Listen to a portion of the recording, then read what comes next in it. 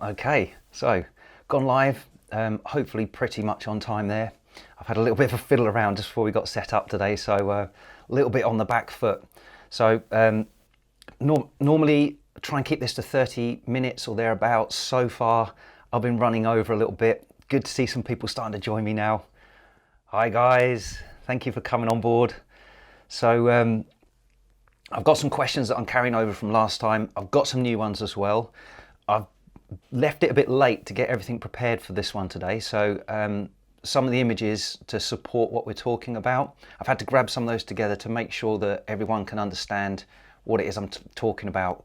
If it's something you're familiar with, the topic, then you don't need the pictures, but if it's kind of new, I thought rather than me just trying to explain it, I would get some images together so you can understand what's going on, regardless of where you're coming to this from a knowledge point of view on some of the exercises or training methods. So I've put some images together to help out, and we're also going to have some live questions submitted as well. And let me just scroll through the images, just a reminder again, if I can find the right one.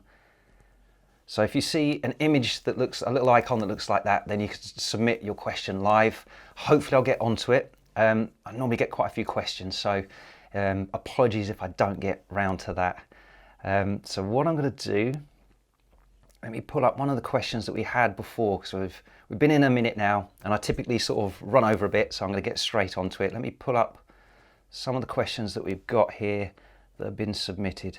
So I'm going to go straight in with that one there. Okay, so been asked here about what do I think of the Ido Portal method of focusing on proficiency and movement patterns. So if you've not come across Ido Portal, and hopefully I'm saying that correctly, a very kind of acrobatic gymnastic background kind of guy. Everything that, or a lot of what he does, is a lot of body weight, a lot of moving around, sort of cartwheeling, handstands, balances, all the sort of gymnastic kind of movements that you'd see. He does use weight training as well, from what I understand, so I haven't really gone into depth into what he does. So he does supplement with weight training as well to overload certain patterns. But the method here being referred to is the focus on movement patterns over everything else. And I 100% agree with that. So in terms of what we'd be doing to train a Muay Thai fighter, everything that I do in the strength and conditioning in the gym is all based around functional movement patterns. So I kind of say this all the time actually, that, you know, rather than training for an aesthetic look, if you want to look a certain way, train to move a certain way and to handle a certain kind of stability, movement, overload, all this kind of stuff. The body just adapts to that, so form follows function. So rather than focusing on just training for a certain look, muscle groups, certain places and all that sort of bodybuilder approach, if you focus on movement patterns first, then you end up with a physique that can support that. And you can't get more true than that really with a fighter's physique. Although predominantly at the moment in Muay Thai, the fighters' physiques aren't as robust and as balanced as they could be, because they're not generally exploiting strength and conditioning to balance up the issues that aren't exploited in Muay Thai training. So if you can train in a functional way in the gym, rather than just focusing on like bicep curls or something like that, if you're training all the movement patterns that I've spoken about in previous Q&As as well, so the pushes and pulls vertical and horizontally, the hip dominant and knee dominant patterns, the core anti-extension, anti-rotation, if you're doing all of that and keeping that all balanced in your program, then the form will follow function. You'll end up with a nice robust physique, but more than anything, you'll actually be able to move really well. And Ido Portal actually takes that a whole stage further, and he makes it very acrobatic, which tends to be a little too much for what we need in Muay Thai. Nothing wrong with kind of developing things that far if you choose to, but it's beyond the kind of requirements for what we'd use in the ring. So we're looking to sort of dial that in, focusing on the movement patterns and the skills and the movements that we need for the ring, but definitely focus on movement quality, and the body just adapts to that. So that would be my answer to that one. Let me just see if I've got another one I can knock quickly off of there. So, okay, I'm going to go into this one now. it's a little bit heavy going in the explanation anyway. The question's pretty, oh, it hasn't come up, hold on. There we go, now it's come up. So this is actually from one of the guys who's on the Heavy Hitters program. So he's asking, why did I choose the hang power clean or snatch, the hang power snatch, instead of a clean and snatch as power exercises in the program? So we're talking about Olympic lifting there. What I'm going to do, I'm going to get some images, because some of you may not know what the hell these lifts are. So let's try and sort of help out with that. So if I can get some images up. So to explain the difference first, I'm scrolling through all these images I've got. So if I take this one first, and I'm just going to get that question out of the way so we can see that. So hopefully you can see that one okay. So this is an example of a clean, okay, and it's actually, I would just call it a clean. Some people would call it a squat clean. Now the bits I want to point out on this for what's the difference between these different versions. If you look on the left hand end of the screen there, which is the starting position from the floor, that's coming from the floor. So that's the first important bit. And if we go to the second image from the right, that's the sort of receiving position there, the catch position for the lift as well. That's the other important one in terms of description here. So that's caught in a really deep full squat there. So that would be a full clean. Okay, so you're pulling it from the floor, you're catching it in a full depth squat. To give you a different version, let me just see, I've got some different ones here. Let me make sure I've got the right ones here. So that one, say, is a clean or a squat clean. This one, if we can see that. Now, if we look at the top images there, we've got, these ones are numbered, 1 through, oh, no, there's multiple numbers all over them. So if we look at the first position there on the left, it's pulling from the floor. But the catch position, which is the top right image there, is not in a full depth squat. Okay, so that's just with a little partial knee bend. Now that's what we'd call a power clean. Lots of different terminology. People do use different terminologies on this. I would call that a power clean. Okay, so we're catching that, not in a full depth squat. So the difference is, with the full squat clean, which is the one we saw before, where you're catching that deep, you potentially can do more weight because you're dropping down under it. So this one, this version, the power clean, where we're still picking it up from the floor, doesn't use quite as much weight because you're not dropping quite so far under it. Doesn't require quite so much mobility to get right down there and that full range strength. So more people are able to do, if you're loading it appropriately, that is, this power clean, than they are that full squat clean, because a lot of fighters in particular don't have that mobility and strength right down at the bottom.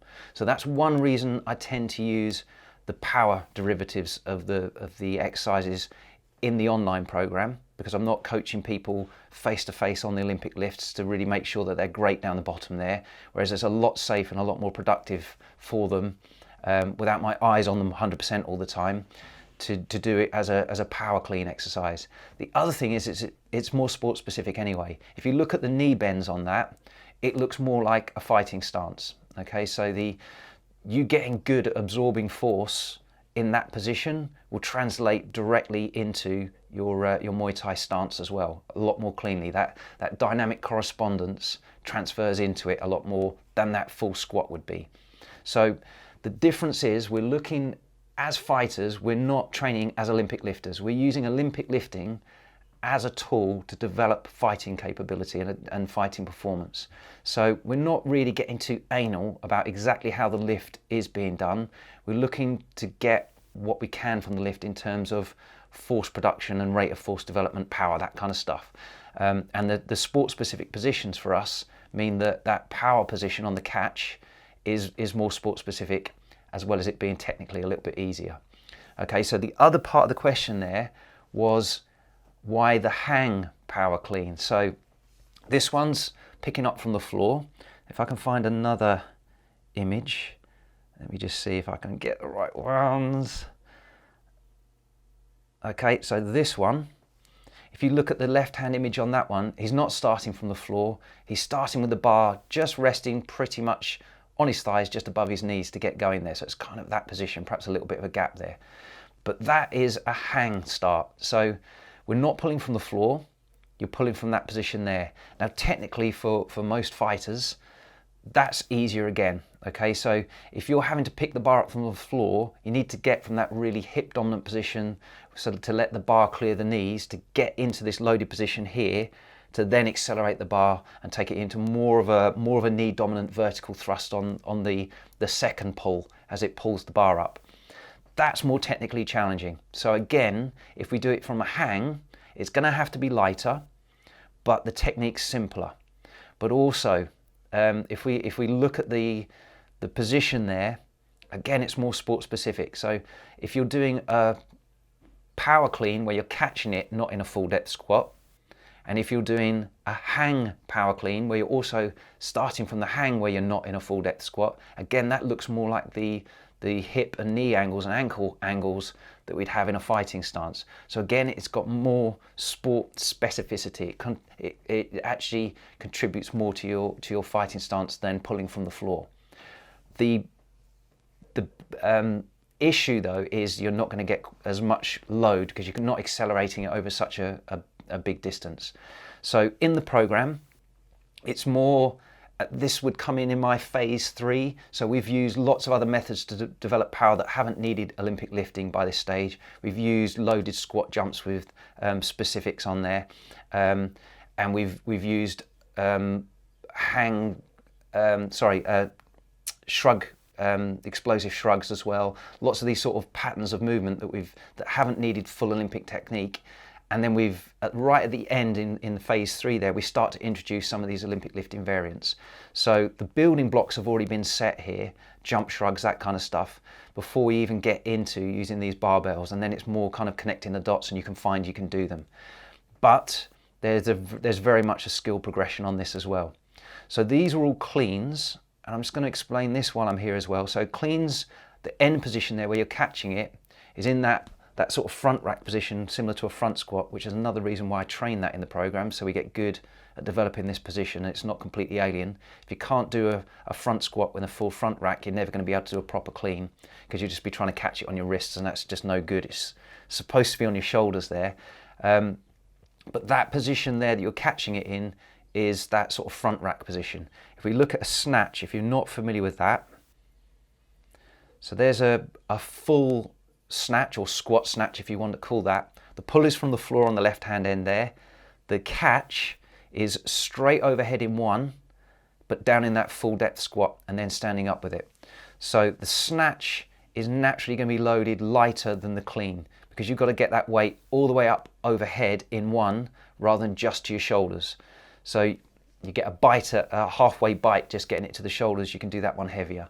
And that's in terms of exercise selection. The clean is going to require more force because it's heavier. The snatch is going to require less force, but it'll be a bit faster. So in terms of our sort of general to specific progression for a fight camp, the snatch is going to be more sport specific towards the end of a fight camp. A clean would be more sport specific, more in the middle of a fight camp, where our focus is a bit more on strength speed rather than speed strength. And I'm just going to get that chart back up again, because I have spoken about that on a previous Q&A, but just to make sure that we kind of understand that. So if I get this up, so this is that force curve here.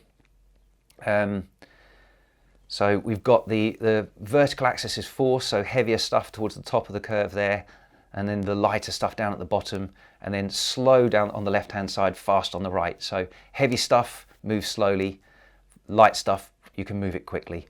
So that allows us to then plug in those lifts along that curve, and we should start with our emphasis towards the left hand end of that curve, towards maximal strength, with maintenance doses of the other qualities for power and speed, which would be more up the further end there. And we just shift along that curve as we go through the program. So what I'll do, let me just get, now we've explained that curve, I've got some other images that will just help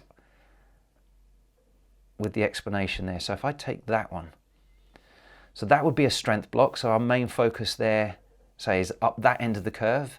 And there we're focusing on things like the, and I have gone through this before, so I'm going to be very quick on this, the deadlifts, the squats, the bench press, chin-ups, all that kind of heavy stuff up that end.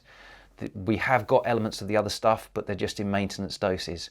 We then, power lift, for example, in that particular phase of or block of training would be something like a jerk press, split jerks, all those kind of things, the heaviest kind of power lifts that we'd have. If I went into then a power block, which would be the middle one, then our focus strength shifts up the curve there. That's where I would have like the cleans, if we're using Olympic lifts for the clean variants. And then if I go to the other end of the curve, as we're right close to a fight, the power lifts there, I'd be focusing on snatches because they're lighter and they're faster. And we're just shifting up the curve there. Along with all the other stuff that we have in the program as well that you'd be working concurrently. And I think if I just go back to that one, that little image down the bottom there shows that spread. So we've got the heavy stuff up there on the left hand end there, right at the bottom there. We've got the red triangle and the green triangle with the high force, low velocity, and then high velocity, low force. The plyos, the resisted band sprints, all this kind of stuff is up the fast end. You're throwing med balls, all that kind of thing. And then the Olympic lifting is the bit that spans all of that, and that's kind of what I've tried to explain there.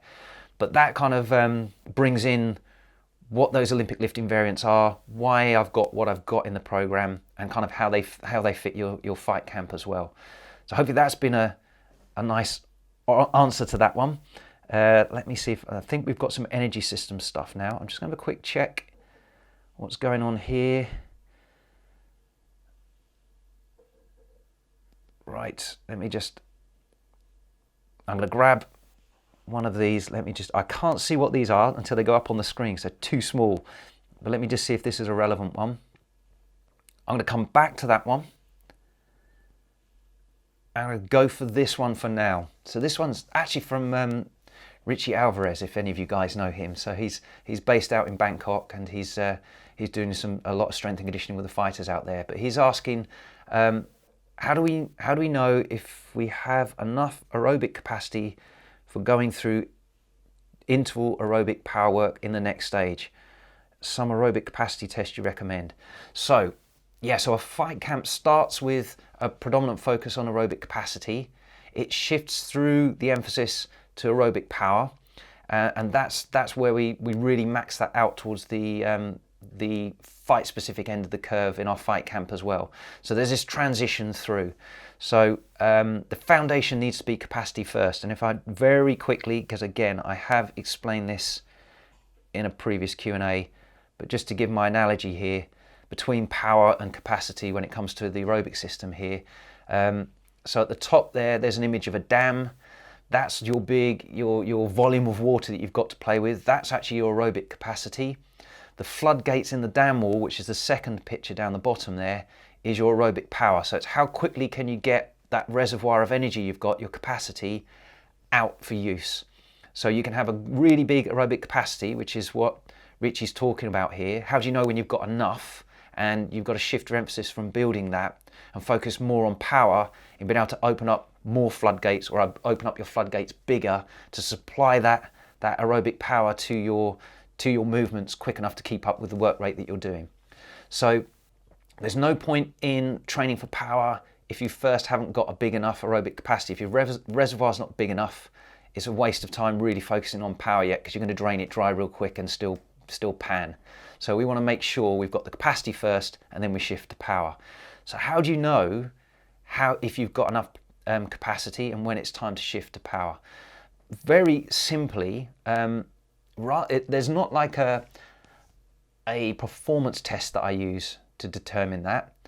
Probably the clearest indicator I'd say would be your resting heart rate. So if your resting heart rate is below 60 beats per minute, then you've got a pretty good aerobic capacity. You know, your tick over all the time, every day, all day, is supplying oxygen at a rate that means your heart's not having to beat that hard. So your aerobic capacity is pretty good. So if you've got a resting heart rate at 60 beats per minute or less, then you don't necessarily have to focus on building capacity as your main focus. You can shift more towards power. I would say though that that aerobic capacity, which is the gentler sort of cardiac output runs, if you like, the ones that are like steady 30 minutes, really gentle pace, are still useful because they're active recovery. So it's not something that you completely ditch, even if you have got a resting heart rate sort of below 60 beats per minute. But you're using it more as recovery so that the rest of your training is productive to recharge the batteries rather than to build something that you haven't got yet. So that's how I determine if you can cross over. Let me just go back because I remember the other end of that question. What was it? Was it here? Not that one.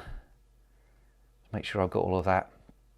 So yeah, so that would be, so if your resting heart rate's below 60 beats per minute, focus more on power, and the heart rate is your test there. So that's that one. I'm down to 10 minutes already. Okay, right, shift on. So this was the other one I wanted to go to. This one makes sense to flow from here. So HIIT training, this is also from Richie Alvarez actually. HIIT training or threshold training. I asked because HIIT actually involves more anaerobic system, and fighters should be more fighters would be more anaerobic dependent if doing very often.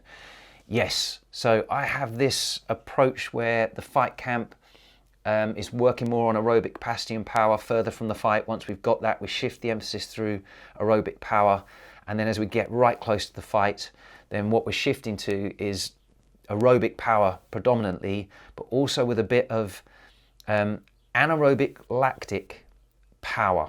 And this is where I get specific, because if you the lactic system is one that can basically destroy your aerobic base. So if your body's used to supplying energy using the lactic system, it's basically bypassing the aerobic system. If you think of in your muscle cells, when you're used to functioning using the aerobic system, you build up these little oxygen energy power plants, mitochondria in the muscles themselves, and they're really good at taking oxygen from the blood, turn it into energy, and making sure you can function at a pretty good rate for a steady state. If you amp up that system with the aerobic power, you can supply more of that energy using that system, which means you don't burn out.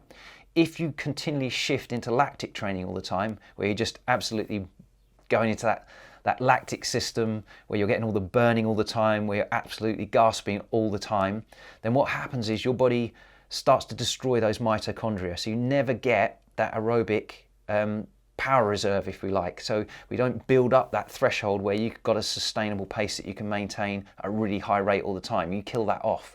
So what we want to do is build that level up as high as we can, and then do a bit of lactic tolerance work right at the end, so your body doesn't completely freak out if it starts seeing lactic work coming in, which you're going to get in a fight. But as much as possible, we want that built on a foundation of huge aerobic power.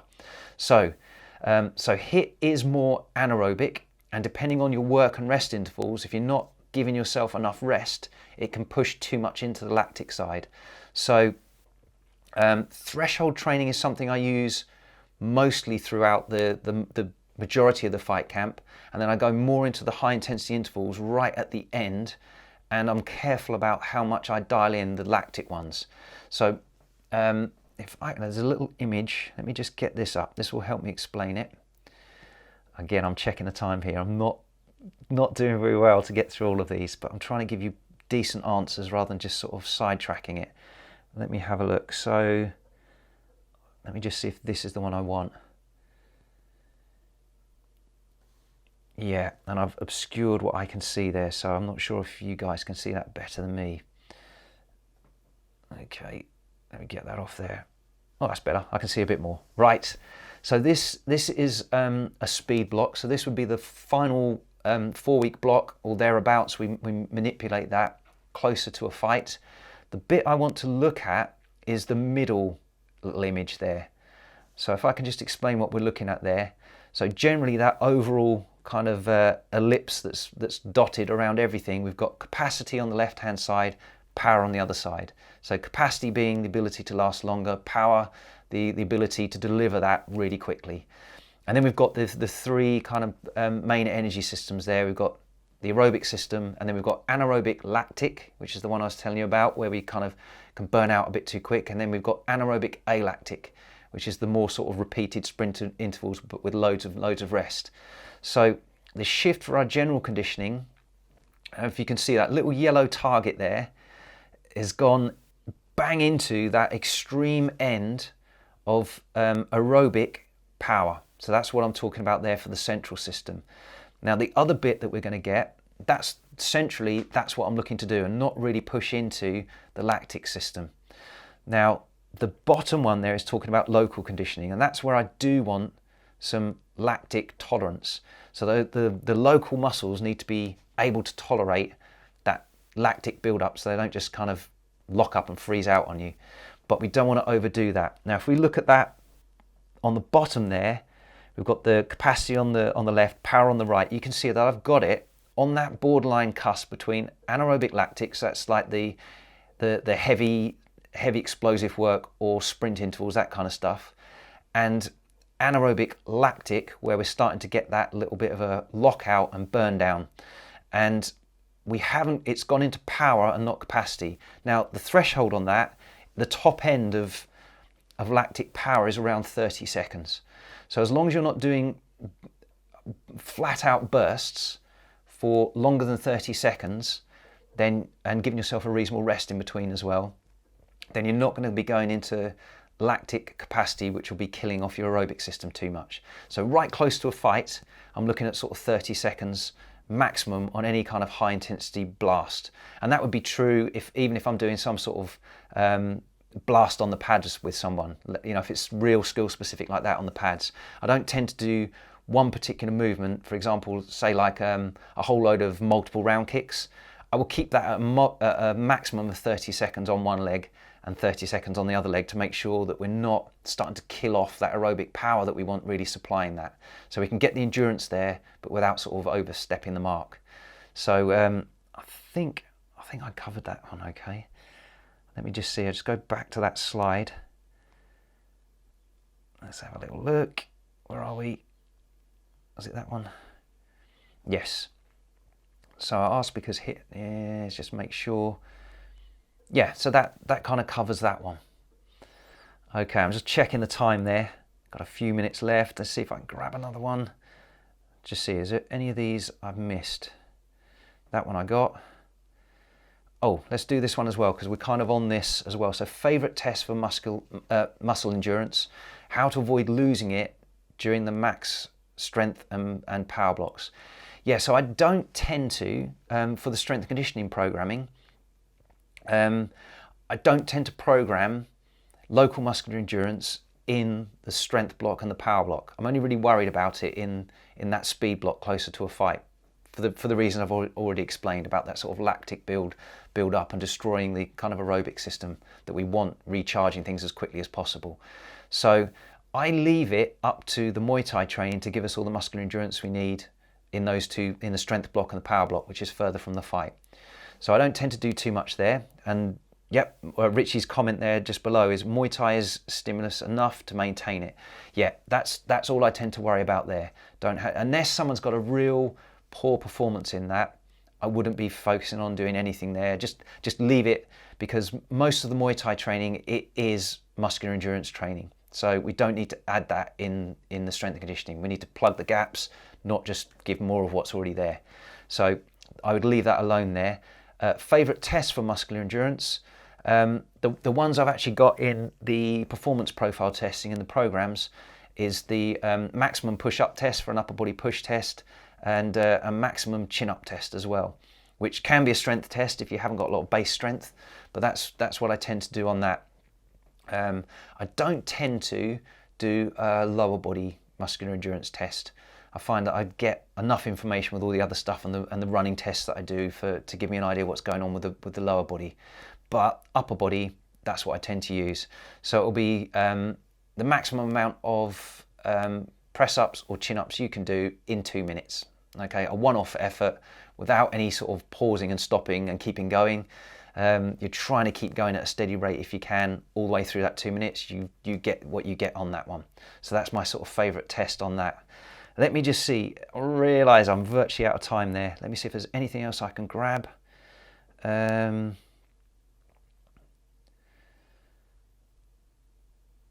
Okay, I'm going to grab this one.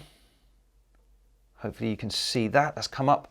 So strength work, absolute strength versus relative strength. Which focus gives you the most bang for your buck? Yeah, so to explain the difference there, if you're not familiar with what that actually means, absolute strength is kind of how strong you are regardless of how much your body weight is. And relative strength is how strong are you relative to how much you weigh. So for fighters, massively, we're in a weight class, it's relative strength, 100%. Relative strength, relative power. So I'm looking at how much strength have you got as a percentage of your own body weight. So I discussed this actually on the previous live Q&A. We were looking at strength standards. I'm looking at how many times your body weight are you deadlifting, front squatting, doing on your chin-ups and bench press. It's all relative to your body weight. That's how we determine that. So if you're lighter, we expect you to be lifting lighter, and that's fine because it's relevant to your size. The problem is if you go for absolute strength, then that's not actually required for Muay Thai for a start. But also people then kind of just worry about the numbers and don't really care how much they weigh because it doesn't matter. But if you're kind of being rated on how much strength have you got for your weight, all of a sudden that makes it far more applicable for any kind of combat sports athlete where you've got weight categories. But also I just want that in terms of body composition as well. So for example, I mean, just quickly, I'm realizing I'm out of time here really. Quickly, in terms of chin up, you know, your body weight actually makes a massive difference to what you can do on that one anyway. So I always sort of say that the chin up is a good exercise to tell me a lot about somebody in terms of what their athletic potential is or performance currently is without knowing anything else about them. So if I knew nothing else about you, but I knew what your maximum number of chin-ups with body weight would be, so that sort of muscular endurance test I said, I'd be able to tell from that number, A, if you've got a reasonable upper body strength, and B, your body composition's pretty good as well. Because you could be really strong, but if your body weight's massively over the top, then you can't do many of those. Whereas if you can get a lot of chin-ups done, then I know you're not carrying a lot of body fat either. And you've got good foundation base strength. And if it's a high number, you've got good muscular endurance as well. So that, I think I'm going to have to leave it there for today because I'm starting to overrun on that 30 minutes that I try and stick to. So hopefully that's been useful for everybody. I just need to say actually, I can't do the live Q&A next week. I'm going to be really busy next week. So not going to schedule another one for next week, and we'll see if I can get one in after that. But let me know your questions. I'll see what I can kind of fit in, perhaps even just on odd kind of Q&A bits, perhaps not live, but just giving an answer here and there in between now and then. But as far as like a dedicated 30-minute session like we're doing here, not going to be able to do that next week. So sorry about that. Going to be busy, and I'll be sharing why I'm busy during this next week. So you keep an eye out for that. That's quite exciting. But I'll say goodbye to everybody for now. Thank you for actually joining me today, and hopefully that's been as useful as possible for you. So I'll sign off for now. See ya.